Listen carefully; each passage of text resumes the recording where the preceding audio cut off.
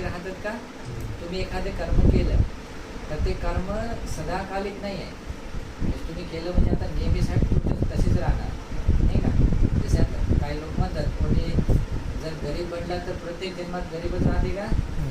नाही. गरीब बनणारे जे कर्म राहतात तर ते जोपर्यंत राहतात तोपर्यंत राहते नाही का? किंवा आपल्या जीवनामध्ये ज्या कोणत्या कर्मामुळे सुख राहते ते सुखसुद्धा अनित्य आहे. आणि जे कोणते आपल्या जीवनात दुःख आहे ते दुःखसुद्धा अनित्य आहे नाही का? मग आता अनित्य आहे तर याच्यामध्ये परिवर्तन आणता येऊ शकते. ओके, परिवर्तन आणता येऊ शकते. यावर विश्वास ठेवून आपण कधी उदास नाही व्हायचं. ओके, उदास का नाही व्हायचं? कारण आपल्याला आता संधी आहे. जसं माणूस आहे ना, एखादा माणूस प्रपातामध्ये पडत आहे नाही का? प्रपात म्हणजे फार एक उंच पर्वतापासून असं खाली आहे तिथं नाही का? तिथून आता पाय घसरला माणूस पडत आहे.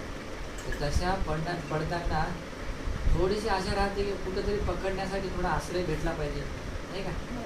आणि आपण त्याच्या प्रपातामध्ये पडता पडता छोटासा जरी आश्रय भेटला तर आपण त्याच्या आश्रयाने विचार करतो हळूहळू का होईना आपण थोडंसं वर जाऊ.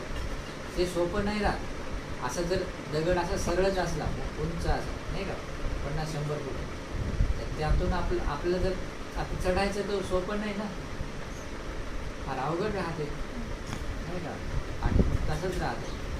आपल्याला जर या संसारामध्ये आपण प्रपंचात पडल्यासारखं दुःखामध्ये पडल्यासारखं काय असेल तर आपल्याला काहीतरी सहारा मिळाला पाहिजे. आणि आपल्याकडे सहारा आहे. आपल्यासाठी